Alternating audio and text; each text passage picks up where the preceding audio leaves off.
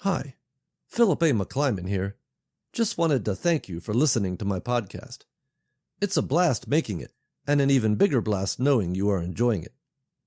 If you are enjoying the podcast, please consider supporting it with a one-time donation of $3, which is about the price of a cheap cup of coffee. The link to do that is in the show notes, right there at the top. I am usually drinking coffee when I record the podcast, so it kind of makes sense. Okay, thanks again for listening. On to the next episode, and the next cup of coffee.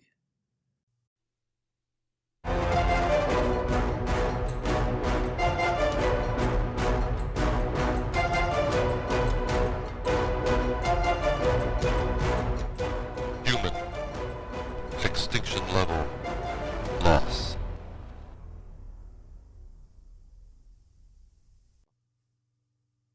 Chapter 15. Beverly let the door close behind her. She knew Gary had wanted her to take one of the trucks, but how would she explain that when the authorities came looking?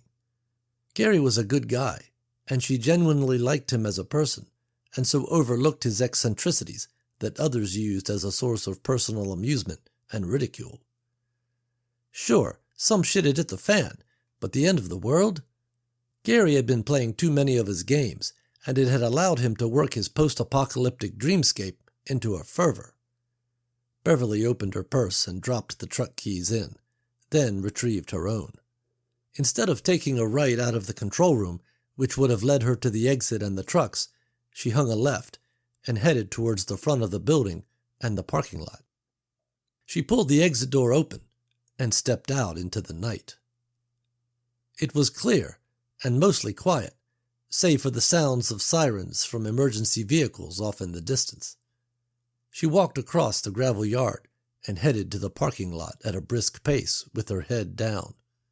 The night had been crazy enough, and even though she didn't think it was as bad as Gary made out, she didn't need to freak herself out anymore by seeing things in the shadows. She would get to her car and lock the doors, and not stop until she pulled into her garage. As she approached the curb that formed the boundary between the plant and the parking lot, she fumbled with her keys. Finding them, she looked up and froze. Her car keys dropped to the ground, and her jaw threatened to follow. In front of her, in a loose grouping that spread the whole width of the parking lot, a large horde of undead shuffled by. She kept perfectly still. They passed, not seeming to notice her. She held her breath and stifled a scream that wanted to blow from her chest. Realizing that she had dropped her car keys, she cast her eyes down without moving her head, but could not see them. Slowly she bent her knees and lowered herself to the ground, keeping her eyes straight ahead on the zombies that looked like they were running the slowest marathon in history. Her breath came out in short gasps as her hand shot around on the ground, trying to find her keys.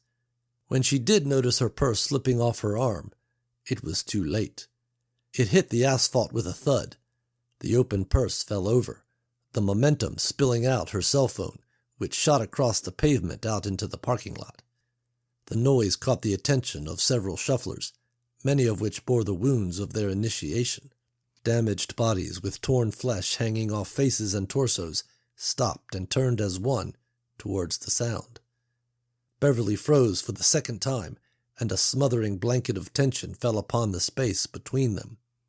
The crowd of the undead and Beverly stared each other down across the parking lot. A gunslinger's duel, the calm before the storm, as the universe waited to see who would blink first. What seemed like an eternity transpired. Then, as if on cue and acting as one, the horde broke into a run after her. She grabbed her purse and bolted back towards the plant. Throwing herself against the door, it was precious seconds before she realized the door was not budging. She screamed and pulled on the door that had locked behind her. She whirled around and witnessed the horrific wave of bodies coming at her. She shoved away from the door and sprinted down the length of the wall that formed the perimeter of the building and headed for the fenced-in yard. The dead did not break stride, shifting direction, threatening to outflank her. As Beverly ran around the corner of the building, the wall gave way to chain-link fence. She thought about the gate entrance and whether she could make it that far before they caught her. And what if she did make it? How would she get in? There was nobody there to open it for her. "Screw it," she said, hurling her purse over the top of the fence. She began to climb. Her fingers curled over the top just as the impact of 100 bodies shook the fence. Her foot slipped and she dropped down precious inches. The chain link cut into her hands, but the probing hands below hardened her resolve, and she ignored the pain. She hauled herself up and found her footing. At the top, she swung her legs over and started down the other side. The dead began to shake and rattle the fence in a frenzied tantrum. She tried to hold on, but the swaying of the fence loosened her grip. She fell hard on her back, her head thumping solidly on the gravel. Laying on the ground, with the breath knocked out of her and her head ringing, she stared blankly up at the stars in the sky. A new sound pushed its way into her awareness, the scratching of something moving across the gravel. She raised her head and saw the ruined faces of 3 zombies. She bolted up as more began to approach. Beyond the fence, the high-pitched sound of the chain link being assaulted mixed with the groans and growls of the things on the other side and spurred her to action. She grabbed her purse and raced towards the trucks, her eyes scanning the yard for number 3. Her eyes found the truck at the same moment her hand seized upon the keys. She cast her purse away and careened towards the massive vehicle. Grabbing the handle, she pulled, and the door flew open, sending her crashing to the gravel for the second time. Not wasting another moment, she leapt up, climbed into the cab of the repair truck, and slammed the door. Chapter 16. In front of her, the gate was closed. She stopped the truck and was about to hit the remote to open the gate when she noticed movement in the side mirror. The dead that had pursued her to the fence won their battle. She watched in horror as the fence gave way, sagging to the ground under their weight. Like a breached dam, the undead poured into the yard and came straight for her. "I'm sorry, Gary," she said as she mashed the gas and plowed through the gate. As she left the plant, she noticed a wet mess on the ground in front of her. She hit the brakes and the truck skidded to a stop. Her breath came hard and fast as she stared at the red, gelatinous pile in her headlights. The only thing recognizable was a work shirt and a name stitched on it. Slumping on the steering wheel, her body shook. She sat up as the first of the dead hit the back of her truck. In the side mirror, she could see a steady stream of them coming her way. The collisions of more and more of the dead sounded on all sides as they began to pile up around the big vehicle. She looked ahead of her at the clear road leading into the night, then at the glistening pile that was Reggie, and finally at the plant in the mirror behind her. "Mac and Reggie aren't coming, Gary," she said. Dropping the truck in reverse, she plowed through the horde around her. Bodies fell and were ground beneath her wheels. Others were smashed to pieces and thrown across the yard as she raced back towards the plant. Gary stood on the roof. He turned in a slow arc and looked at each of the 3 buildings in the distance. Tall gantries with high voltage wire led away from each of the buildings, disappearing into the night. He had to get to each of them to do what must be done. He let his eyes drop to the ground below.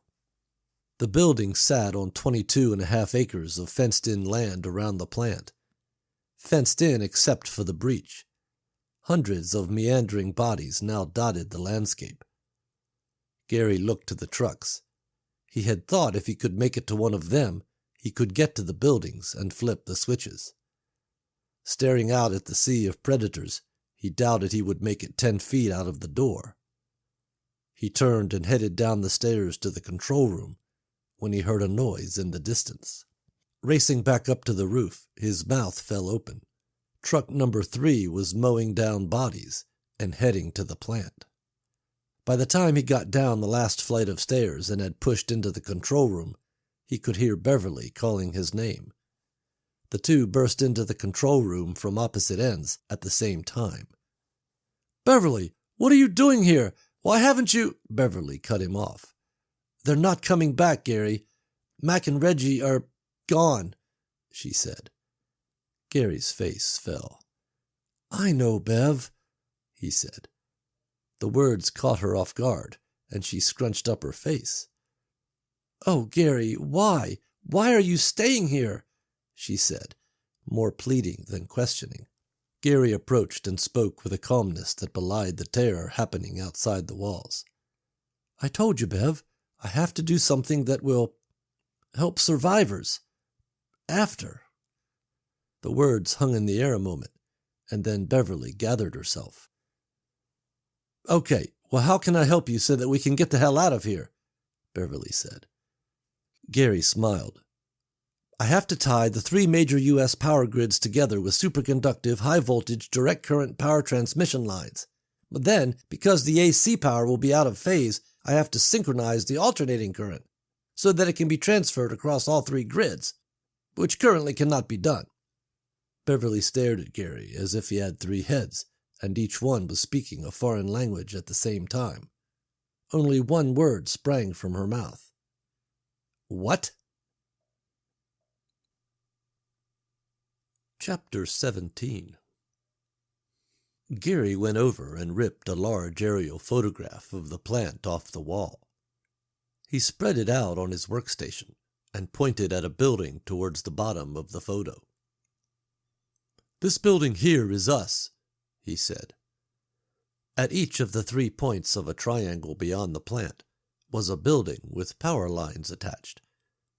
Gary put his finger on each one as he spoke. This building here is the terminus of the Western Interconnection. This one is the terminus of the Eastern Interconnection, and this one down here, because they think they are better than everybody else and have to have their own grid, is the terminus for the Texas Interconnection. Gary looked up at Beverly, waiting for her to realize what she was looking at. She didn't. This is the power grid of the United States. Our plant was built here because it puts us at the closest point to all 3 grids. If you wanted to tie them all together, here is where you would do it, see? Gary said. Okay, so? Beverly said. Gary looked at Beverly and knew he had to frame his next words carefully.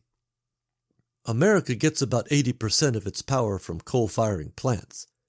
With no one to basically shovel coal into those plants, they will shut down, fail within 2 to 3 days.